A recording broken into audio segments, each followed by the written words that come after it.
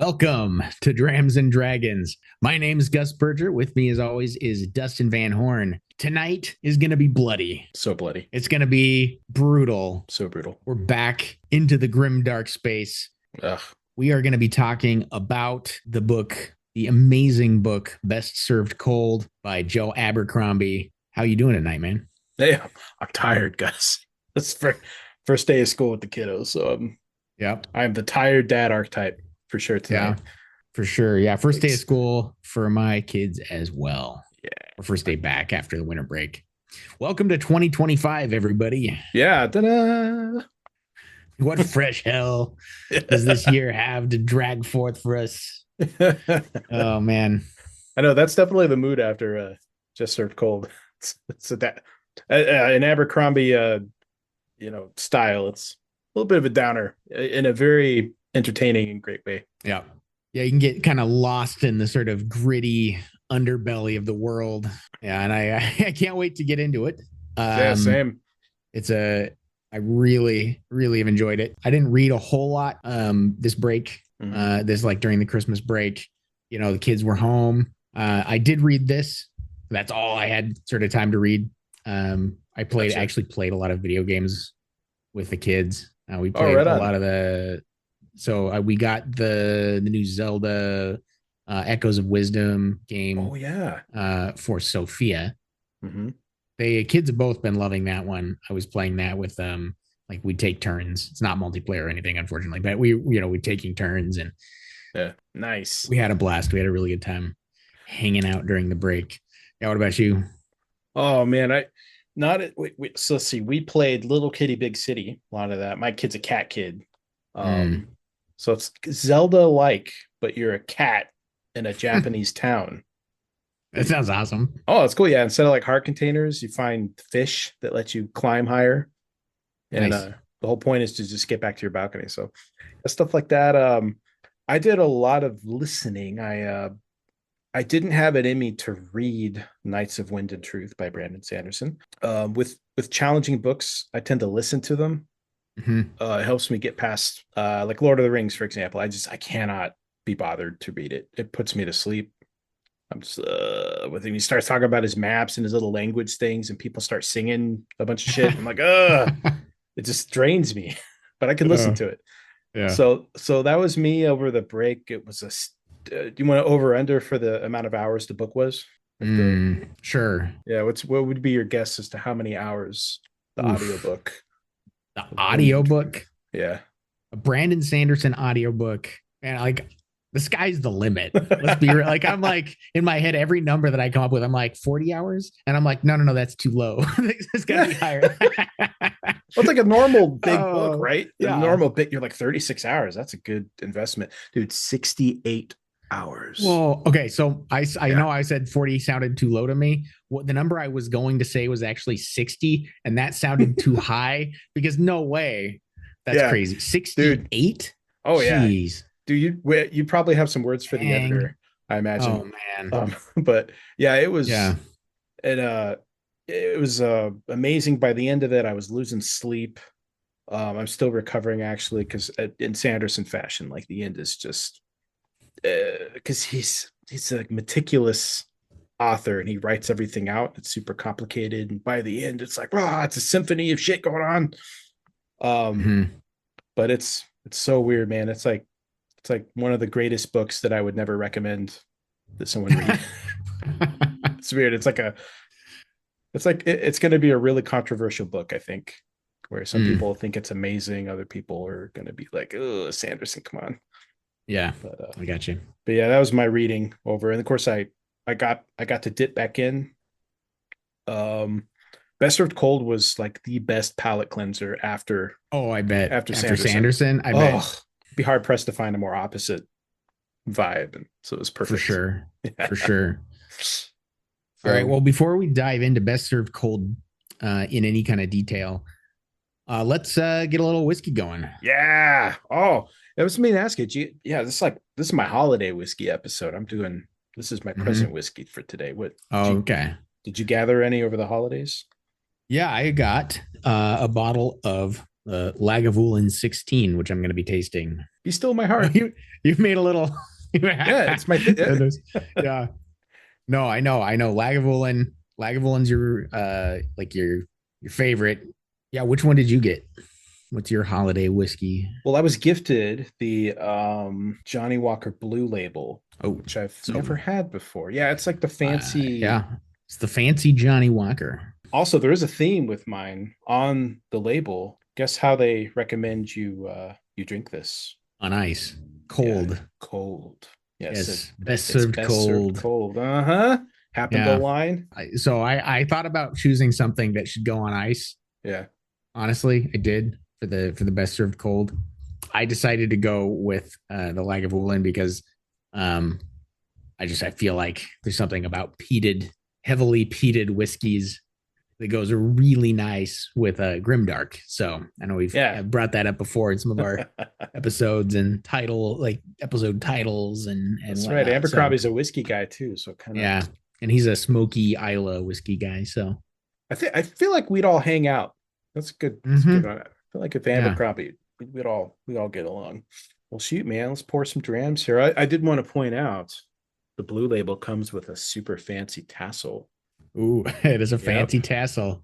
I know they make such a big deal about the Johnny Walker Blue. I'm very curious for your notes on it. It's one of those you're like a little worried that there's a lot of hype. Yeah, is it going to live up to the hype? Exactly. Yeah. Today we will. And today we find out. Today we find out. I mean, nothing ever really lives up to the hype, does it? It's not often. Excited to hear your take on Lagavulin there. Maybe I don't know. We trade off. How do we do this? We haven't done it in like 2 weeks. It's a whole new year, Gus. Yeah, it's a whole new year. We're both doing whiskey tastings in the same week. Let's go back and forth, straight off a little bit. So let's do it. I can start with the Lagavulin, and it has a very pleasant peaty smell. It's not as strong on the peat as some of the other Isla, but it still has a very nice level of peatiness to it. I'm so jealous right now. Reminds me of like almost chocolatey. Like it's got like a chocolatey nose. Like somebody who's like smoky chocolate. I'm trying to pick up like fruit notes, and I get sort of a hint of maybe orange peel. Not really getting any like super punchy fruit notes. It's warm and round. I mean, look, warm, round, chocolate, orange, and peat is a great start. Yeah. And I'm just imagining a bearded dude in flannel hanging out with a peat fire. Well, a big bearded dude with flannel. That's both of us. I just literally like we're sitting here in video chat here. We've got flannel shirts, beards. Look, it's cold and we're Pacific Northwest people. This is fancy stuff. I feel like that orange peel comes out more as I smell it. Orange peel. It's not the fruitiest. It's kind of it's smoky, but it's very round. It's sort of an iodine peat. Yeah, definitely. Yeah, that briny iodine is kind of what I think of when I think of the taste. Like that's what lasts throughout the finish too. It's like that chocolate is nice. I like the smell. It's a very nice smell. I get peat, iodine peat, and chocolate, and a little orange peel. Like Sanderson and Abercrombie, it's completely different vibe here. This is sweet, like honey. It's got that apple. It's got almost like imagine like frosted flakes. Oh wow, that's like really sweet. Kind of that toasty cereal with the sugar kind of Yeah, vibe. I gotcha.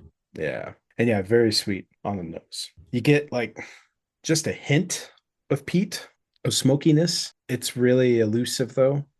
And like the more I smell it, it's like hard for my brain to get back to it. But yeah, it's pretty complex. It's very sweet. I'm really liking, like it makes me think of kind of like a cupcake a little bit, kind of sweet bread kind of stuff, but not buttery. And that's kind of turning into a bit of a caramel. Yeah, I definitely see the appeal of the nose here. It's a very just sweet, fruity, like a dessert nose almost. Yeah. So it's very interesting. And it looks like a very thick whiskey too. There's no age statement on this. Yeah. It's got wonderful legs on it. Very thick, very oily looking. What percentage does that come in at? Curious. Well, it's only 40% alcohol. Oh, wow. Okay. So it's only 80 proof. Yeah, this one is 43%. It's an 86 proof. And this is Lagavulin is an old school distillery, old school Isla distillery. Now, it has been bought by Diageo. I was about to ask that. Yeah. Yeah. It's one of those ones that's, it's been scooped up like so many others into one of these big conglomerates. Mm-hmm. All right, I am going to take a sip now of the Yeah, that's good, man. Lagavulin 16. All right. Cheers. All right, let's go first here. I got, oh man. So that sweetness and that cupcake kind of breakfasty cereal type vibe, it turns into it's very heavy on the fruit and it tastes like there's a little bit of chocolate in there. And think like, have you ever had like candied fruit? Like I'm thinking almost Mm-hmm. like a candied citrus type stuff. Gotcha. It's a Yeah. real like acute pointed flavor, Mm-hmm. and it's very complex. It's very chill.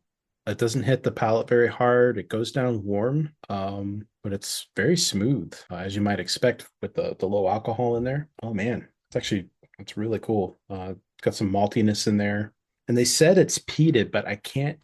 The peat kind of gets drowned out by the sweetness Yeah. and all the dessert. But yeah, this is something else. Nice. Yeah, Does it live up to the hype a little bit? I think the operative couple words there is a little bit. Gotcha. And I will say it's fairly unique too. It does taste like Johnny Walker. It's got a bit of that going on, but the complexity and I'd love to know what they mix together. So Yeah. I haven't had a whiskey like this, so it's pretty unique. Nice. How are you doing over there with Lagavulin? It's nice. It's a very round, smooth kind of experience. Very warming. In terms of the palate, I definitely get the peat smoke, that iodine brine peat smoke on the palate Mm-hmm. very strongly. More strongly on the palate than I got on the nose. I get a little bit of maltiness sort of in the background.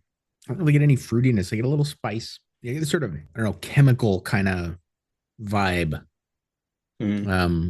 that I sort of wrapped up in the peaty iodine thing on the The front of my. medicinal, maybe Yeah, I would call it medicinal. Yeah, it's got a medicinal. medicinal I think quality. that's yeah. I think that's the right way to say it. It's got a medicinal quality, Mm-hmm. um, In a good way. in a good way. It's got a sort of medicinal quality. It's got a sort of urban spice, almost an herby thing Hmm. going on. And I say this in a with love. It almost tastes like I'm drinking medicine rather than like a whiskey. Hmm. It's like almost like I'm taking a medicinal herbal iodine concoction. Mm-hmm. Like you're getting the total polar opposite here, right? You're like Yeah. sweet dessert, like Yeah. Yeah. everything is like sugary, cereal, malty, and this is like take your medicine, boy. Like, you know, um, yeah, it's a totally like opposite end of the spectrum kind of experience. But at the same time, it's very enjoyable and it's sort of this warm, comfortable like whiskey. Like I feel like you're sitting in like a library with many leather bound books. And, that's that's kind of the vibe I'm getting. Like, and it's tasty. I enjoy it. Nice. So my vibe, it's like I'm sitting. It's the 1700s, and I'm in a parlor with my other gentleman friends, and we just got done eating like a quail or something like that. And the serving person brings us these drams as like a almost like an aperitif or the after one, Yeah. like a digestif Mm-hmm. without the. But also, I did want to note. So I did what they said on the bottle. Mm-hmm. They have two suggested ways of drinking, and one of them is to have a nice sip of ice water Mm. and then sip. It really isolates a lot of the sweetness. It's like drinking like a delicious sugared fruit basket, and it made me smile when I drank it last. It was lovely. One other interesting note about this is, to me, as I've had a few sips now, is I'm getting a kind of effervescence coming out in it. Mm-hmm. I've talked about that with certain heavily peated whiskeys, how they have kind of a almost sparkly, like almost carbonated effervescence to them. And I think that the Lagavulin has that kind of in a similar, and I guess technically it'd be the Kilchoman Machir Bay that I had. That would be Yeah. kind of like, I don't know, riffing on this in terms, but it's a similar kind of thing, right? Obviously this is the older one. This is the one that would have sort of, but it's part of that total package of the sort of medicinal herbal. It's not candied orange, it's like orange peel. It's not milk chocolate. It's like super dark, like almost no sugar chocolate. You Yeah. know what I mean? Like Yeah. it's like this is sort of this whole package of this sort of medicinal kind of. I feel Dustin. I feel healed. I feel I feel restored. Dude, It's a that's restorative tincture, oh like man. It really is. I swear. That's why it's like my bottom whiskey, man, because it's one of those. No matter what I'm doing, I'm gonna sip that, and it just feels great. yeah. This is some whiskeys are dessert whiskeys. Yeah, This is the opposite of a dessert whiskey. This is not a dessert whiskey. This is yeah, a drink it with a steak whiskey. yeah, Like yeah. you eat a steak and you drink this whiskey. Those go together. I would pair this with a steak. I would, yours pair it with a, I don't know, pair it with fruitcake or something. I don't know. Yeah. This one, it's the holidays. It's the holiday thing. Yeah, well, Pair it with a fruitcake. Eat a fruitcake, drink some Johnny Walker Blue, eat a steak, drink some Lagavulin 16. It's yeah. quite nice. It's quite round. I know I'm describing it in all these sort of ways that might seem unpleasant. And each one of these aspects, like on its own, could be unpleasant, but in this, the way that it's blended by the whoever's the master sort of blender, distiller, whatever at Lagavulin, like they're doing an incredible job. It's all working together. It's this round sort of total package that's more than the sum of its parts, and it's really nice. As far as the finish, I'll go. Yeah. Because I'm more than anything, I'm into the finish here. Yep. Same. The finish is a 10 out of 10 finish on the Lagavulin 16. It's got that tobacco thing that I love. This one's beautifully warm. That sort of baking chocolate comes back. And it's just this really nice, lingering, long finish with all of those notes. And they're all the finish notes that I love. Yeah. Right? Like it's one of the things I love about Islay whiskey, Islay Scotch is these tobacco-y, chocolatey, long finishes, and it's beautiful for that. Great finish. Yeah, it'll stay there for a while too. Like Lagavulin, I remember when I first got into it, I'd be gaming or whatever, and I'd have a small dram, and I'd have a sip, and it does you for like 30 minutes. Like the finish just lives on, and it's that beautiful like medicinal iodine PD kind of just milieu there, and yeah, it's so a lot of bang for your buck with that. Yeah, it's a good long-term sip of whiskey. How's the finish on that one? Honestly, it's very it's similar in a lot of ways. It's got a different profile. There is a bit of peatiness actually that comes out in the finish, which is very pleasant. It's more earthy though. So it doesn't have that kind of nautical peaty thing, like ocean water kind of vibe. It's more earthy. It's malty. It's so smooth and it's warming. It's very pleasant. Like I said, it'd be the perfect nightcap after having a dinner, and it's so fruity and it's very pleasant, like through the whole experience, and it's very sweet. If you're into that, I happen to really enjoy that. It's kind of a thing for me too, because I usually like the eat it with a steak style whiskeys, and I like Islays. This is not that.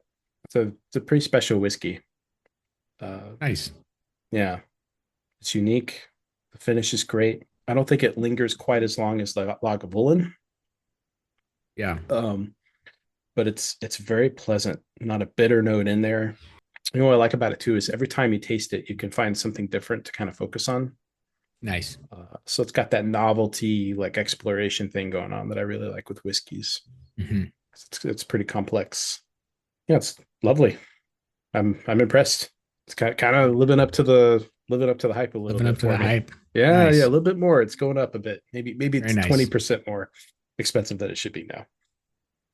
But so Gus, man. so would you recommend? I mean, we already know the answer to those, but would you recommend the Lagavulin? Would I recommend the Lagavulin 16? Yes, with a caveat. Okay.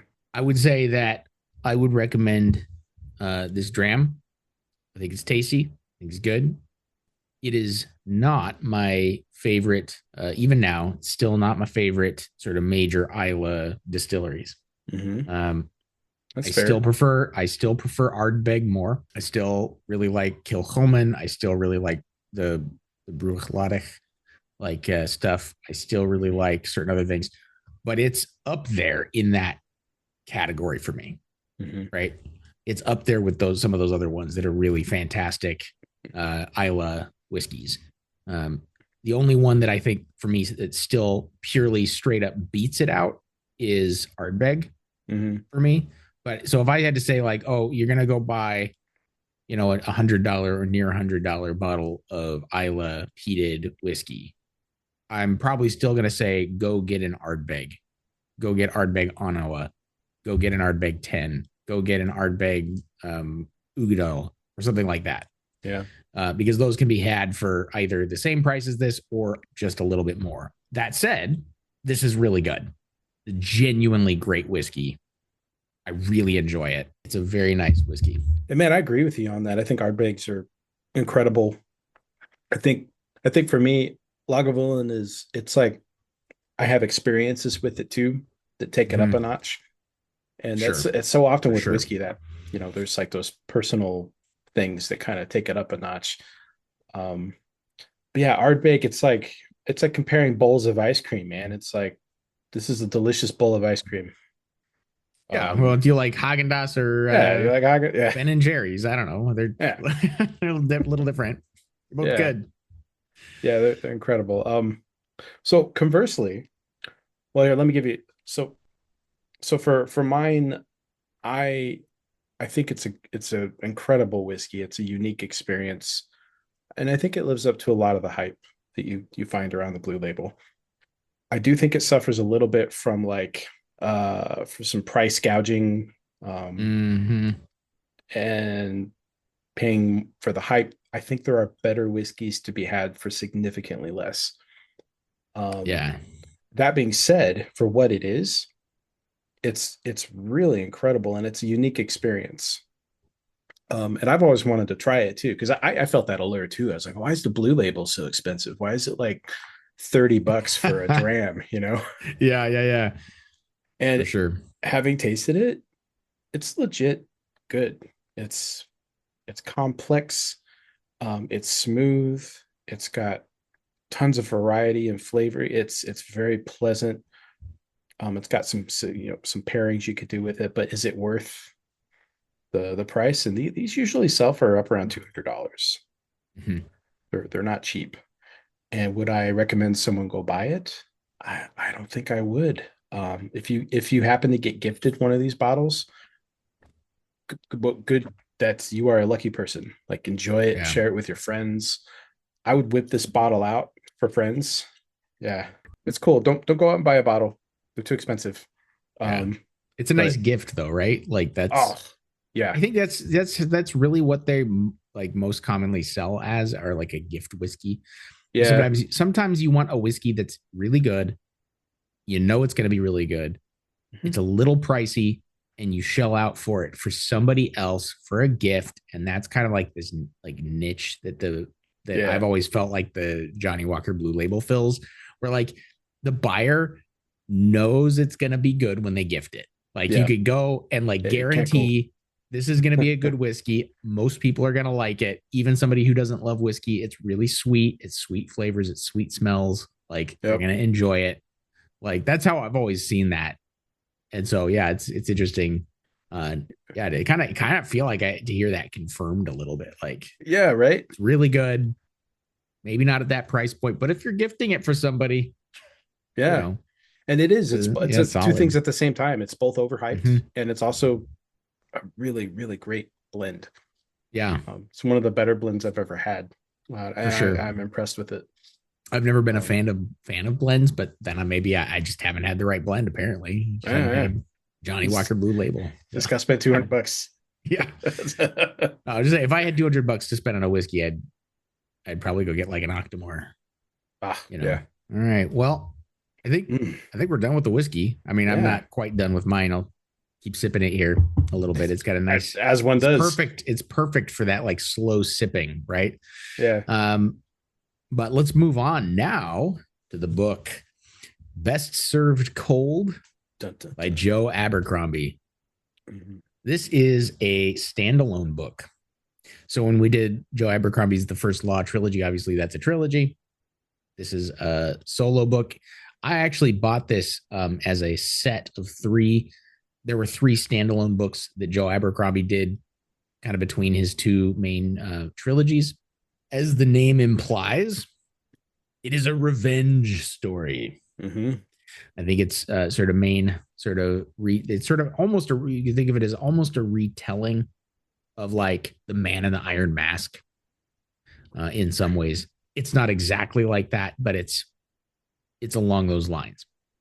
Yeah, I was thinking Uh, Kill Bill kind of came to mind too a little bit. mm-hmm. Yeah. Yeah, yeah, Just a absolutely. good classic revenge. There's a lot of samurai Yeah, movies too. You know, you think the main character's dead, but they're yeah, alive, but the bad guys don't know they're alive. And yeah. yeah. The main character is not somebody that you know from the first book or the first trilogy. You know a lot about the world. It's taking place in this world. There's in the first trilogy, there's this character named Grand Duke Orso Mm-hmm. who kills in the beginning of this book. This is not really a spoiler to say. He kills off one of his generals, a mercenary general named Monza, or he thinks he does. He kills her brother and he tosses her off a cliff. She's been stabbed and beaten, and she's by all rights she should be dead even without being thrown off a cliff.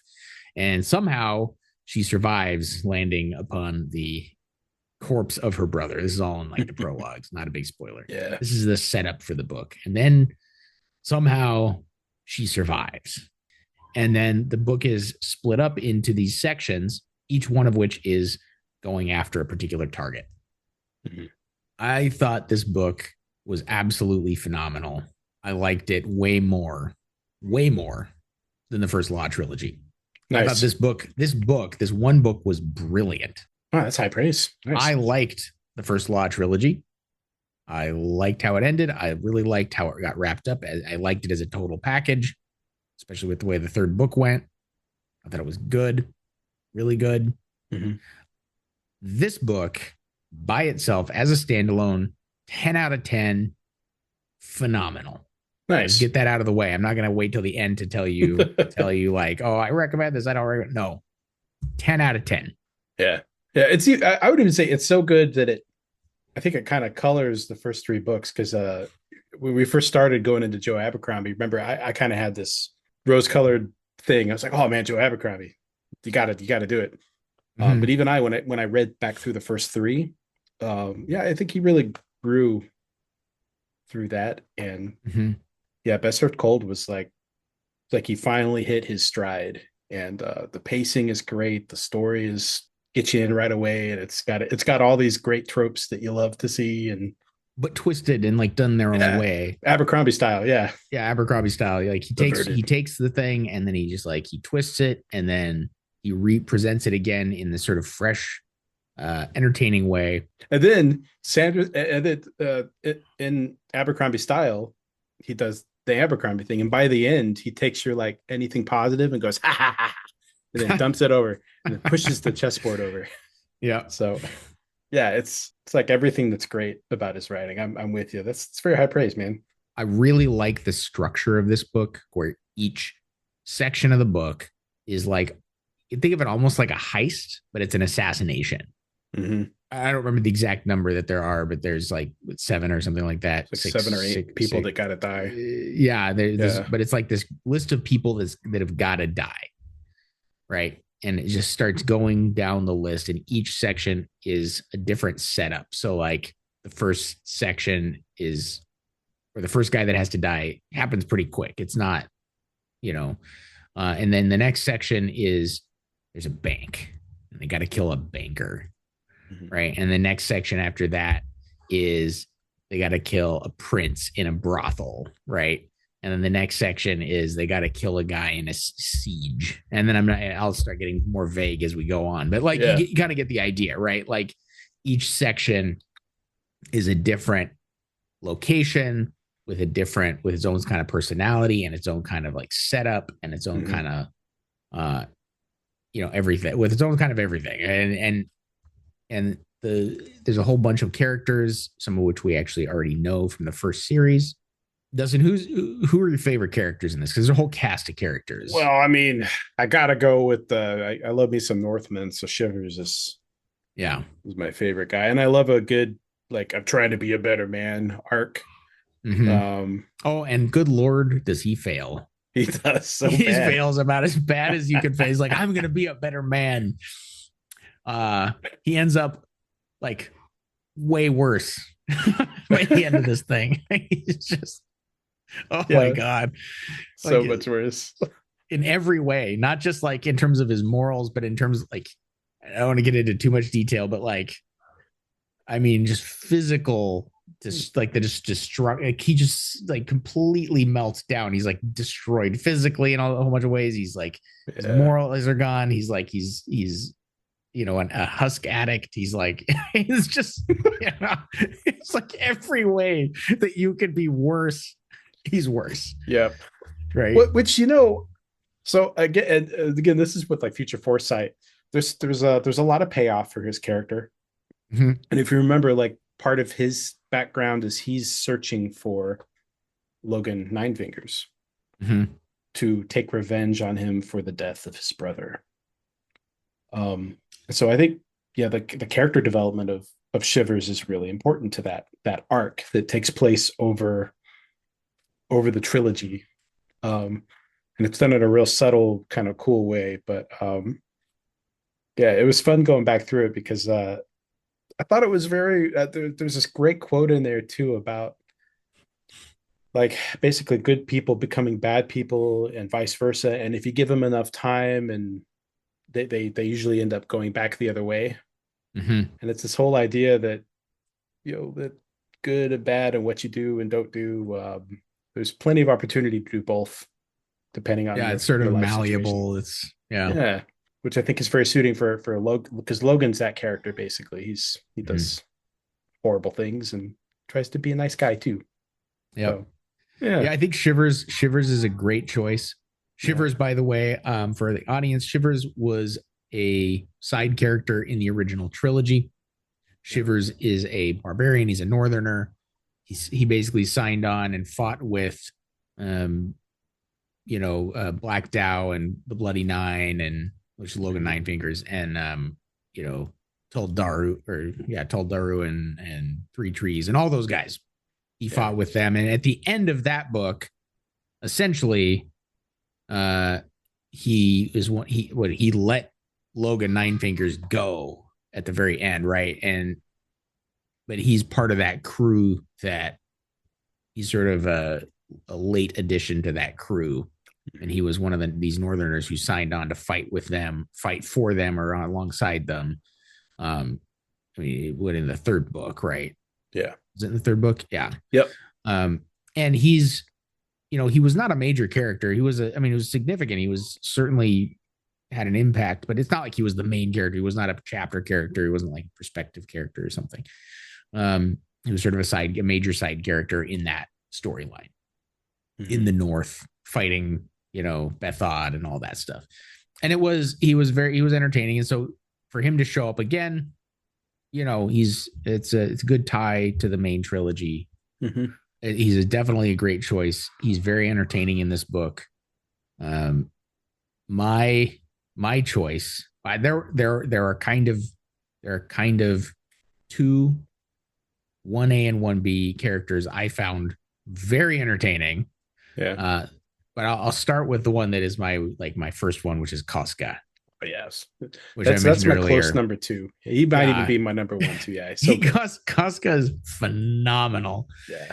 He's at the start of the book, essentially he's an ex-mercenary captain. He's just basically wandering the streets drunk. And just the only thing he really cares about is finding the next bottle of booze. He's closely tied to the main character, to Monza. They were basically mercenary captains of the same company, the Thousand Swords. He was in the previous books. He was a character in that series. in that trilogy. He was a mercenary captain of the Thousand Swords. He played a huge role. He was in multiple books, but he played a huge role in Dagoska, which was the siege in the third book that took third book, second book. I think it was second book. Second book. It might have been second book. Pretty sure it's the second book. He was there with Glodka, and he was there with Glodka. He was He was a really big piece of Glodka's story in the Dagoska story arc.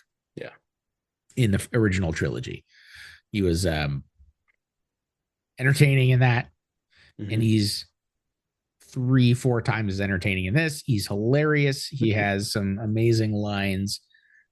He's closely tied to the main character in this too, so he's very the stuff that he does is very impactful. He's very entertaining. He's every single scene that he's in, he steals the scene. Yeah.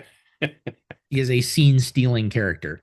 Yeah. He is a funny character. He is a brutal character. He is a complicated man.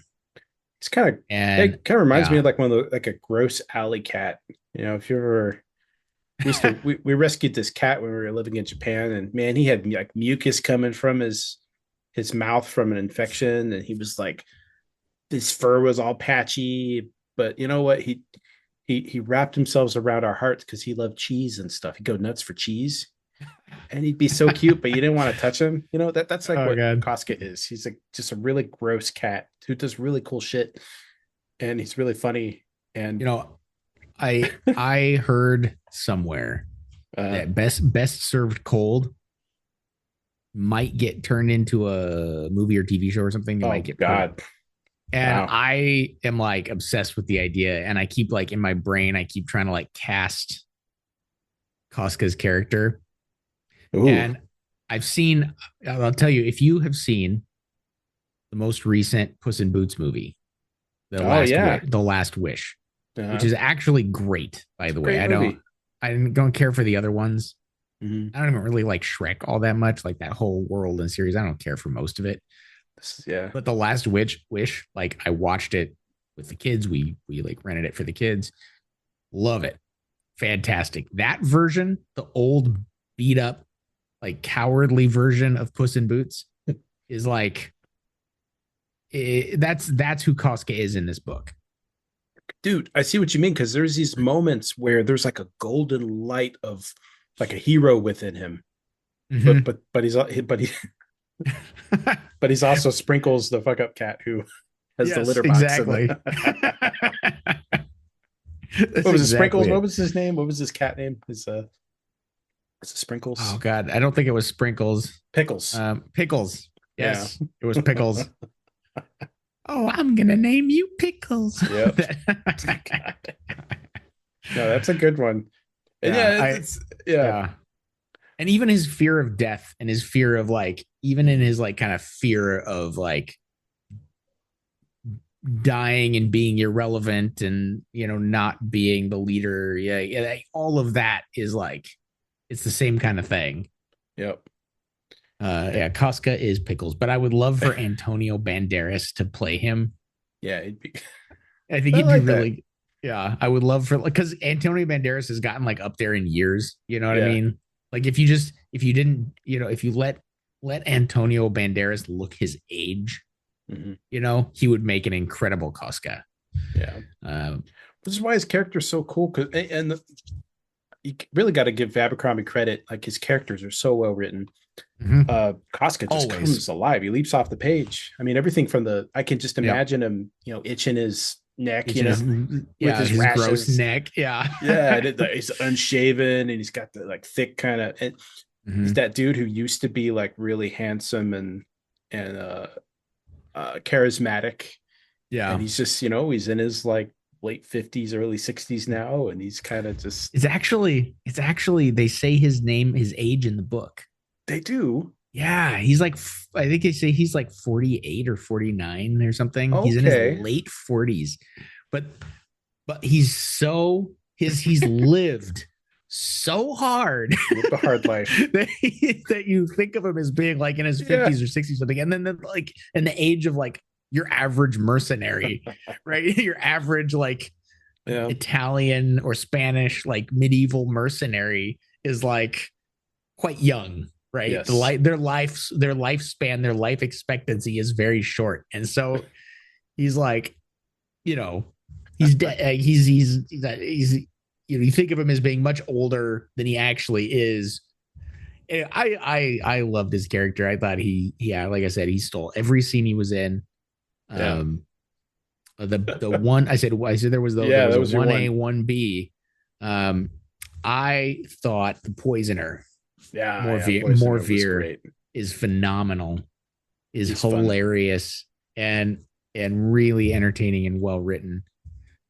Um, Yeah, he's like a uber confident, oh, Neckbeard, he's like a neckbeard, yeah. but like a stupidly confident and not nearly as competent as his confidence would suggest, like Mm-hmm. nerd, right? Mm-hmm. Yeah, it's an archetype that I didn't know I needed in my life to read Mm-hmm. about. But it's so entertaining. Um Yeah, like he has a lot of. I love how Abercrombie writes him because he's got so many mannerisms that are very peculiar and mhm. very specific to him. He's got so many.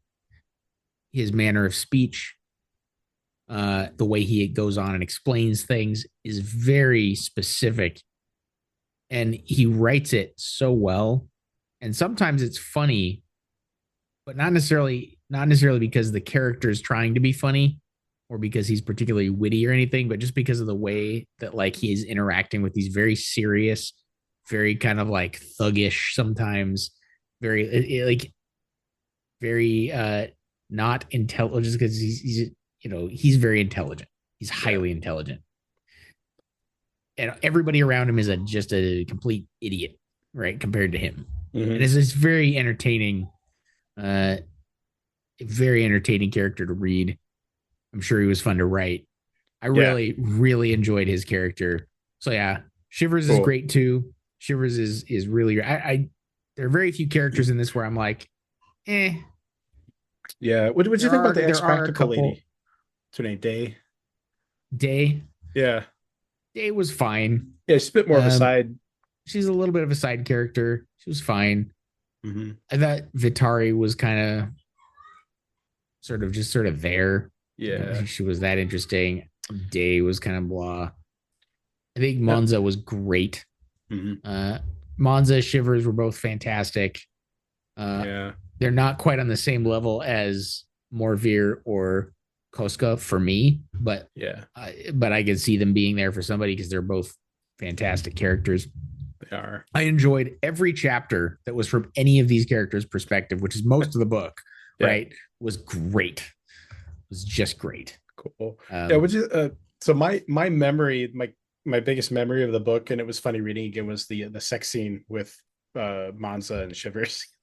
oh yeah. Because I listened to it, and the guy who does the reading, he's Stephen Pacey is amazing. He's a Shakespearean actor guy who Joe Abercrombie approached and was like, "Hey, I know you don't do this, but could you read my audiobooks? I need like someone with some vocal training." Some gravitas. Yeah. Yeah. So he's like, I guess. And so it's just really hilarious listening to this like Shakespearean classically trained guy do look Oh my very god. awkward and not sexy.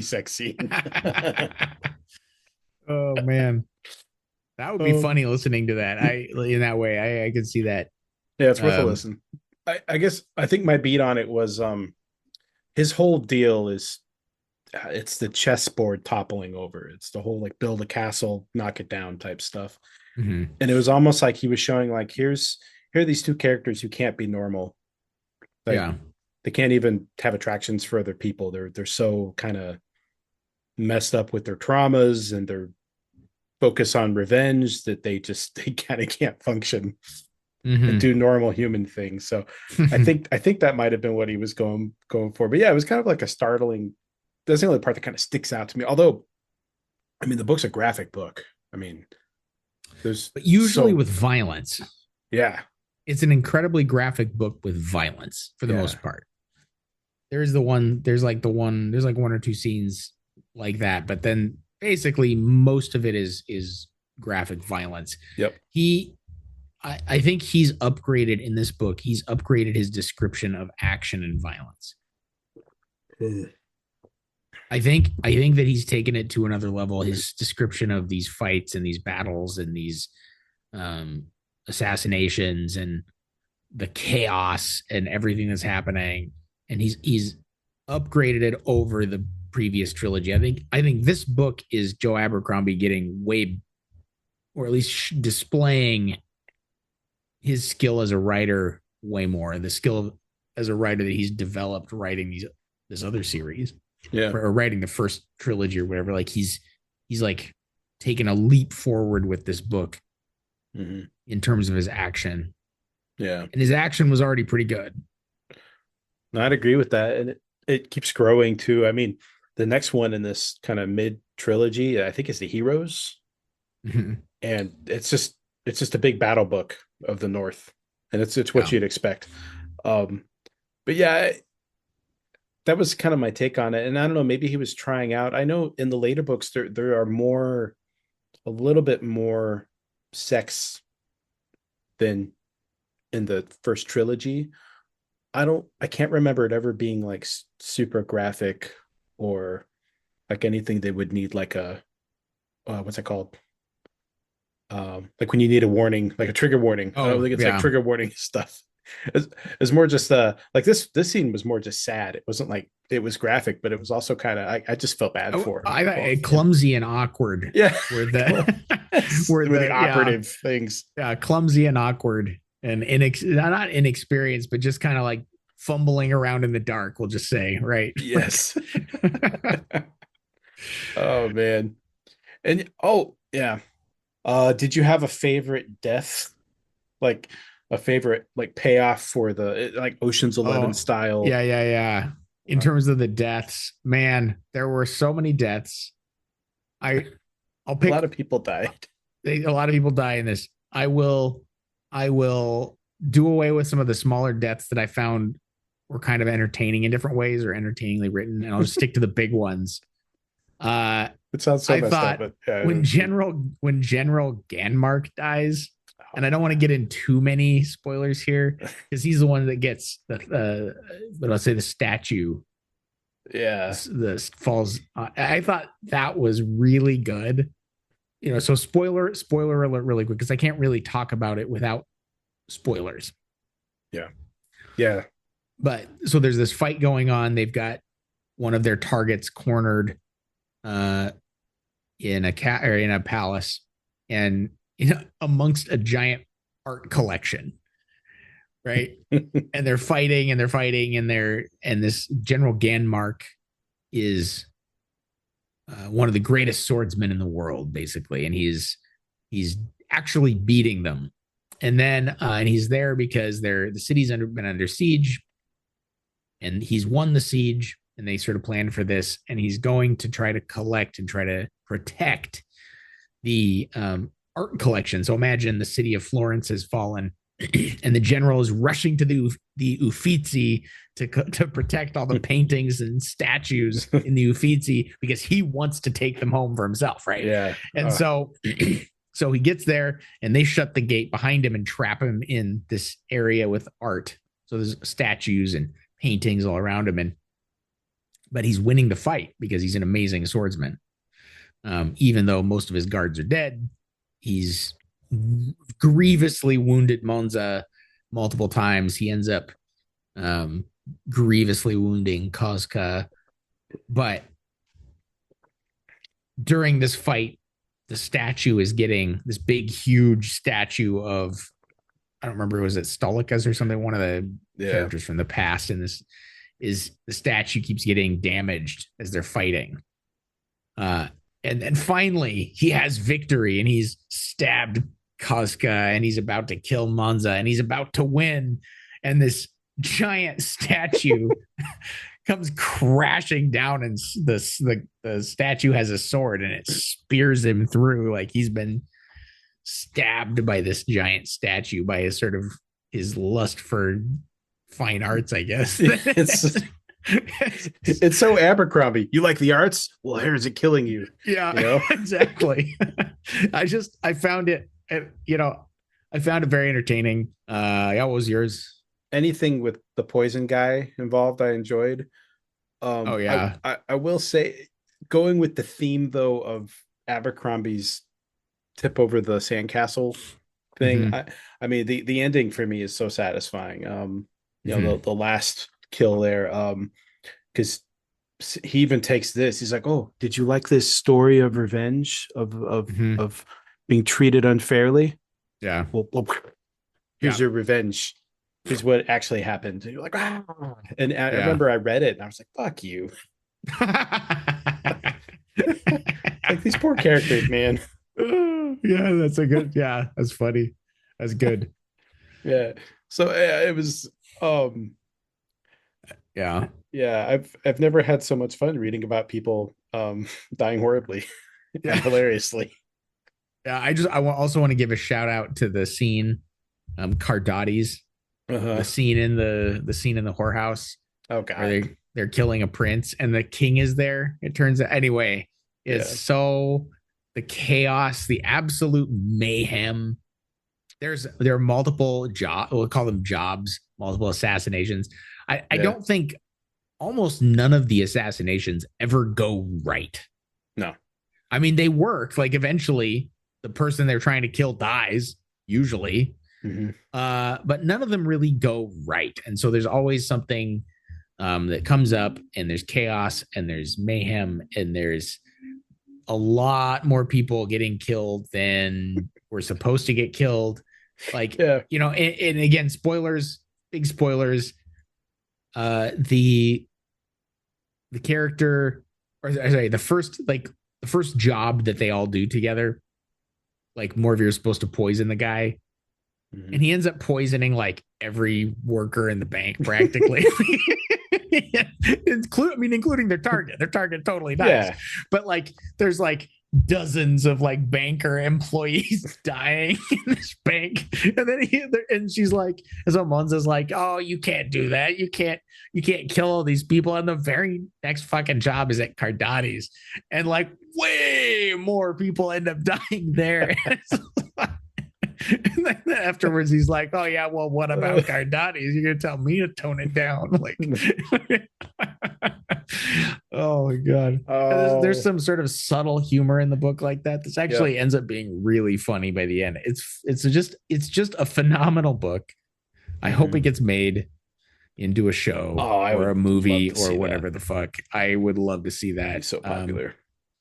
I think that I think they should do the whole series. I think they should do the first line. I don't know why they would skip to this necessarily. I Hmm. mean, this might be easier to get made. Um,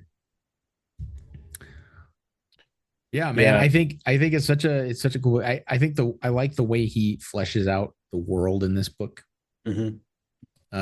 In a way that he did not do in the first Law trilogy. I Right. feel like there's so much more detail about just one area. I feel like I've been transported to like Renaissance Italy, like, the Renaissance sort of Yeah. Italy, all the little city states like Milan and Firenze, Pisa, Hmm. Siena, like, Yeah. Assisi. Like I feel like I'm like, I got kind of Morocco vibes, it's that well, the it's not whole so much kind of, like I I wouldn't don't say know, I got Morocco, Morocco but vibes. just like but it's like all of the Italian city states, right? Like it's Hmm. like a particular period in like the Renaissance, like European history, like Okay. with like the sea the it's like the Machiavelli time period, right? Like Okay. I can see um that. the Medici's and the Medici family and the Borgias and all these families, right? Like, I mean, I got to that's the brush up on vibe for my sure. got to brush up Yeah, on my stuff. yeah. I can see it though. Yeah. For a couple of, yeah, like I don't know. I don't know why yeah, you're right though. It's interesting we have different like head canon with what the description. Yeah, I think he definitely upped his world building game, his character game. got even better, and it was fantastic for the Oh first yeah, yeah, trilogy. But I think it absolutely. continues to be his best strength. Is his characters are just so well written. His humor is excellent. Yep. And yeah, he really cleaned up his structure, start to finish. He cleaned it up. It Mhm. was tight. He fleshed This out book his is world wait, building. yeah, you use the Yeah, word tight. This book yeah, is so tightly written. yeah. Fantastic. Which I know you appreciate. Yeah, you don't I like the. appreciate that so much. I don't. I appreciate his editor here very much Yeah, so. yeah, They got that book is it's on point.